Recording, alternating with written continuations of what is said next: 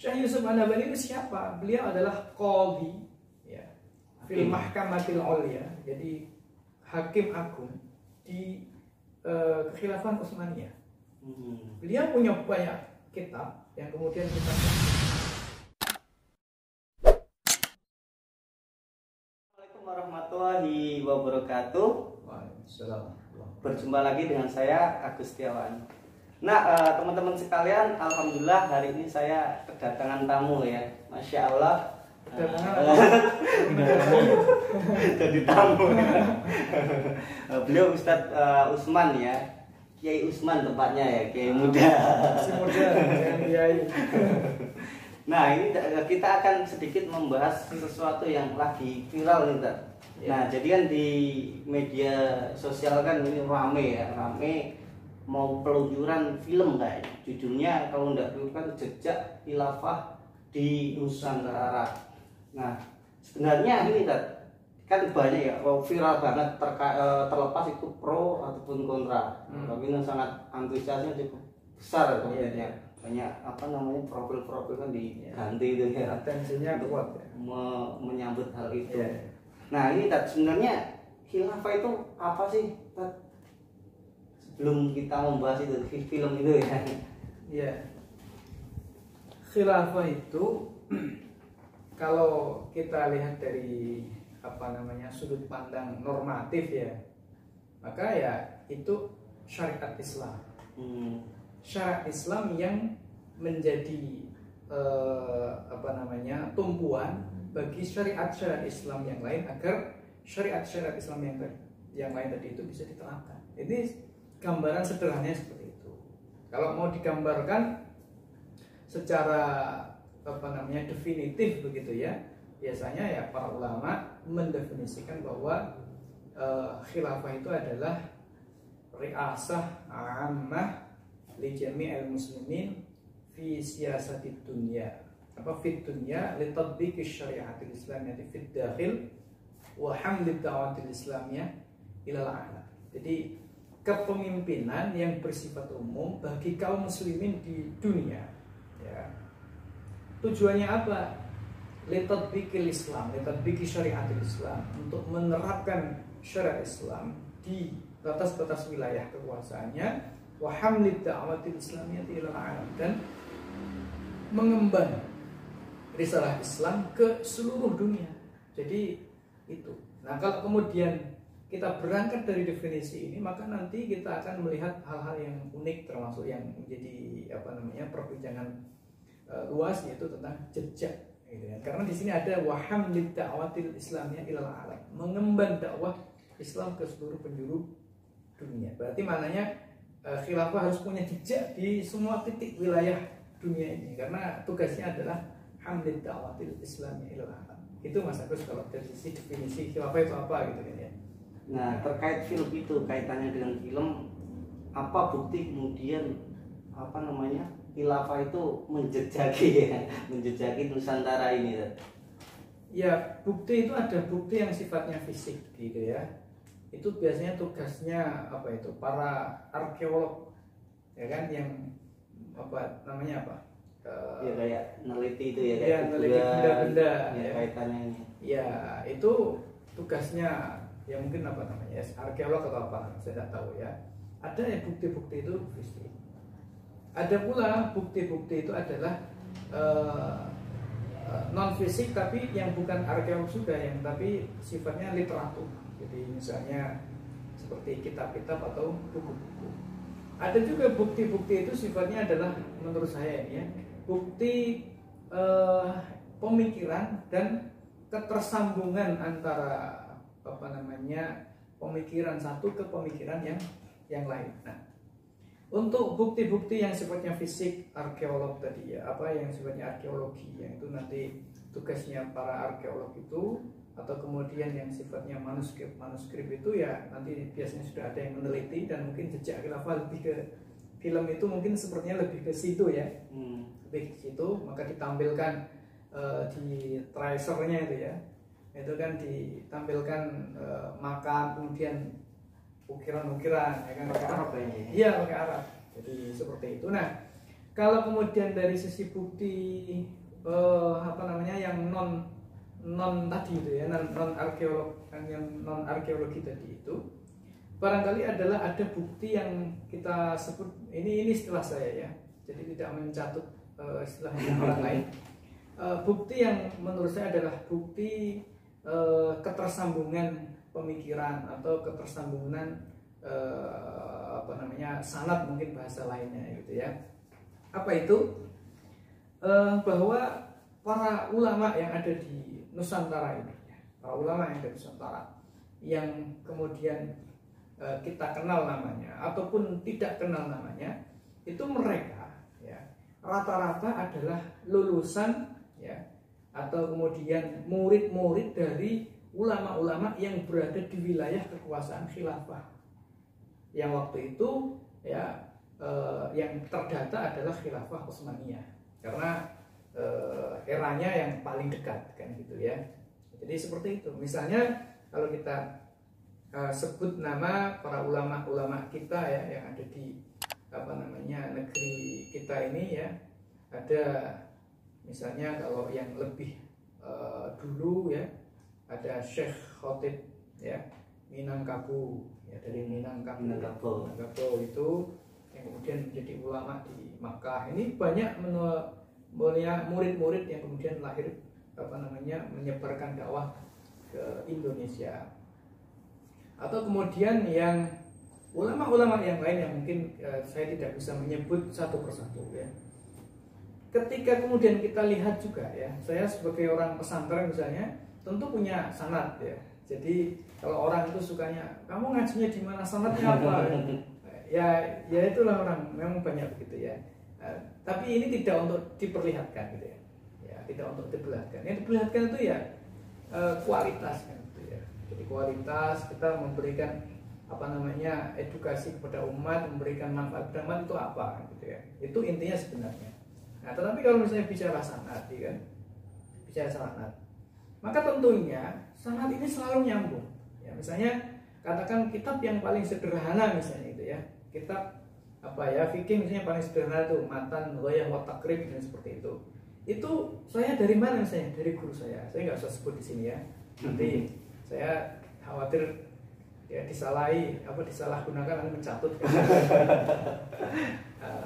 Dari guru saya dari mana? Dari gurunya yang kemudian ketika disambung yang ketiga saja itu sudah ada di Makkah sana kan gitu kan, ada di Makkah sana yang salah satunya adalah jalurnya dari seorang guru besar ya, seorang ulama besar namanya Syekh Zaini Dahlan, Sayyid Zaini Dahlan. Itu yang beliau punya kitab Mukhtasar Jiddan, punya macam-macam lah banyak ya karyanya, Syarah Alfiyah Dahlan.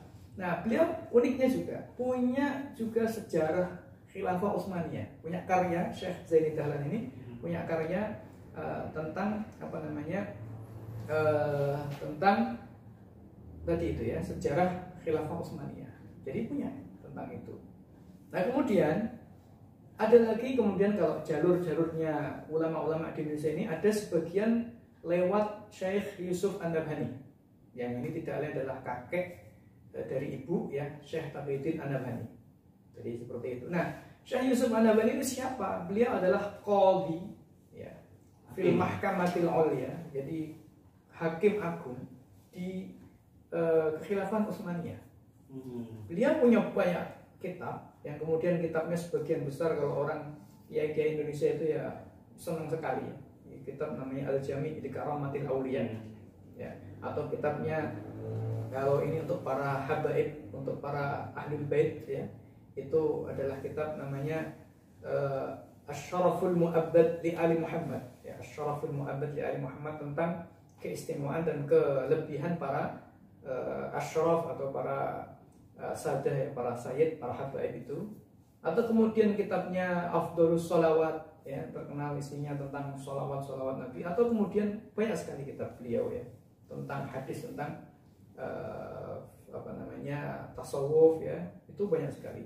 Nah ini murid-muridnya sebagian juga sudah kemudian menyebar, diantaranya adalah ulama-ulama di Indonesia. Nah ini kalau kita mau sebut bukan jejak apa? Ya kan begitu ya, bukan jejak apa kira-kira? Ya, jadi kan seperti itu. Kalau katakanlah jejak itu hanya sekedar tulisan atau kemudian catatan surat menyurat, gitu kan ya, surat menyurat. Ya saya pikir itu cukup membuktikan bahwa ada jejak. Gitu kan. Tapi kalau kemudian sudah bicara sanad, ya, bicara sanad keilmuan, maka jejaknya para ulama di Nusantara itu ya adalah mengikuti jejaknya para ulama-ulama yang mereka sebagian juga para qadhi, para hakim, para ulama mufti di negara yang kita sebut dengan negara khilafah. Jadi mereka adalah murid-muridnya para ulama, para qadhi, para pejabat, sebagiannya menjadi pejabat di negara khilafah. Lalu apa kira-kira kalau itu bukan jejak ya? Jejak yang lebih kuat adalah ini. Di dalam kita itu ada jejaknya Nabi Muhammad enggak? Kalau sampai tidak ada, kafir. Jejak Nabi Muhammad jelas ada di dalam diri kita. Tidak ada satupun ajaran Islam yang sampai kepada kita kecuali di situ ada jejak Nabi Muhammad, ada jejaknya para sahabat. Ya. Tanpa para sahabat, jejak Nabi Muhammad nggak sampai kepada kita. Ada jejaknya tabi'in hingga para ulama setelahnya. Tanpa mereka tidak ada Islam di dalam diri kita, karena yang menyampaikan Islam tentu bukan Quran secara langsung terus datang kepada kita, tapi para ulama.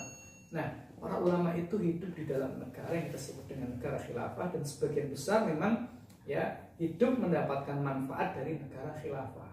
Ya, kita kalau baca sejarah ya para ulama ya itu ya di masa kekhilafahan rata-rata yang namanya pendidikan itu kan gratis, dan ulama ini dihargai sedemikian rupa. Katakan misalnya yang terkenal itu Imam Ibnu Hajar Al-Asqalani misalnya. Beliau siapa? Beliau Qadhi Qudhat. Qadhi Qudhat itu kalau bahasa kita sekarang MA, Mahkamah Agung. Ya, seperti itu. Kemudian Al-Mawardi yang kitabnya sekarang kita menyusu ke kitab beliau, ya, apakah Al-Kam Sultani, apakah Al-Hawil Kabir yang puluhan jilid itu.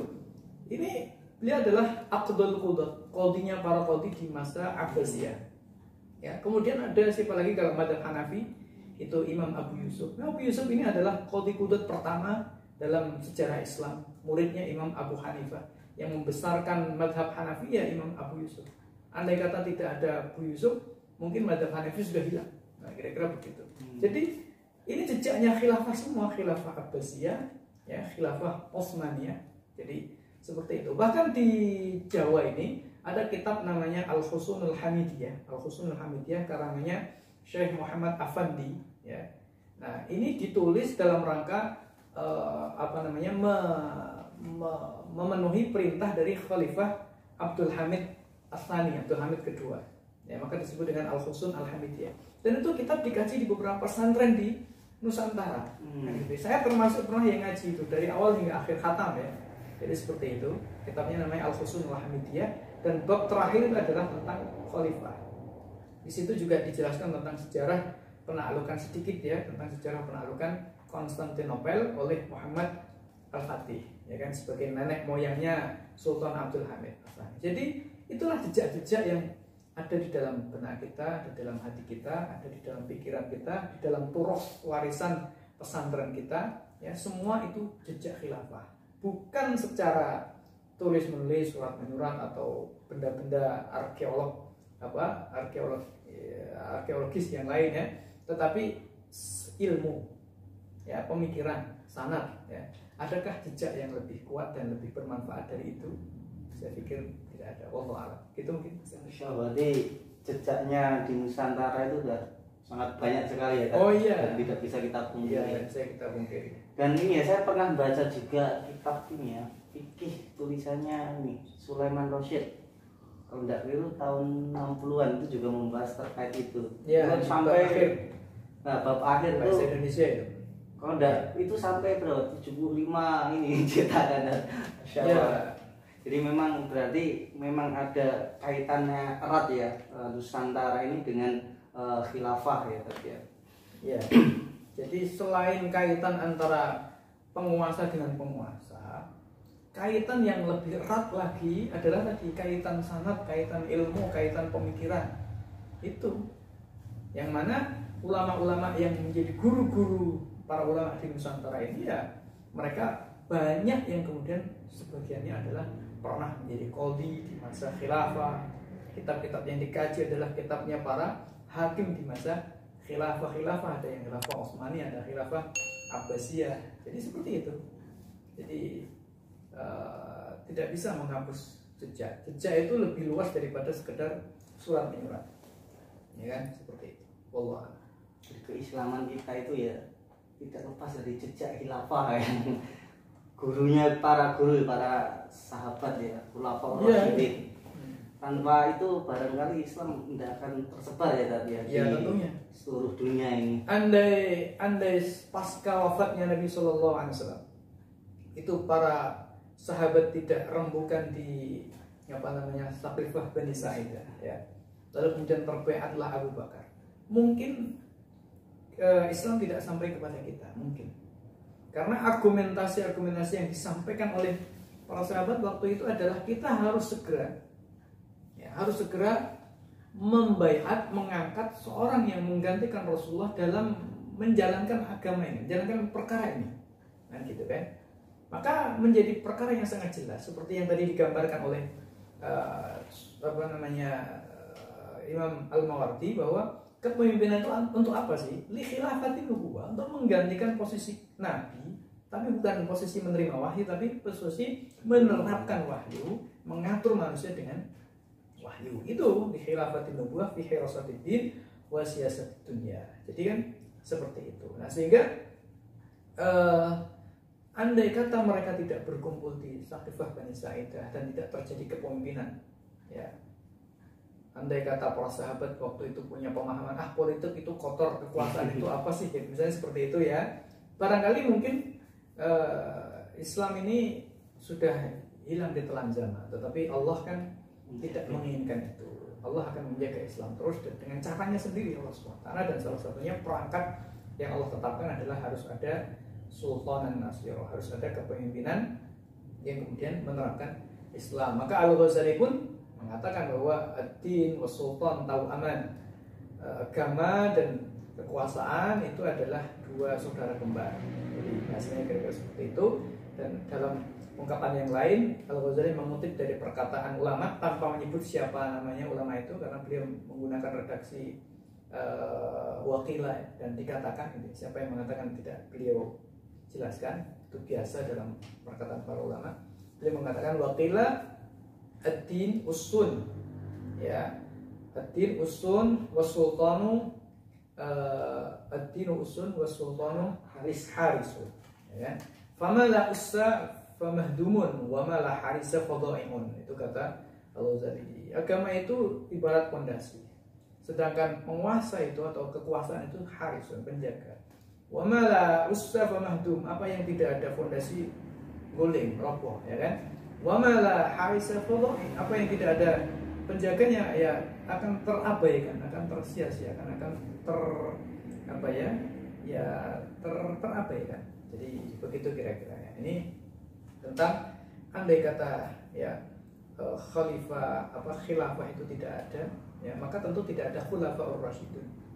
Andai tidak ada khulafaur rasyidun, maka apa yang dikatakan oleh Nabi, alaikum bisunnati wa sunnatil khulafair rasyidin al-mahdiyyin addu 'alaiha bin nawajiz, gigit dengan gigi geraham, itu tidak terwujud, kan gitu.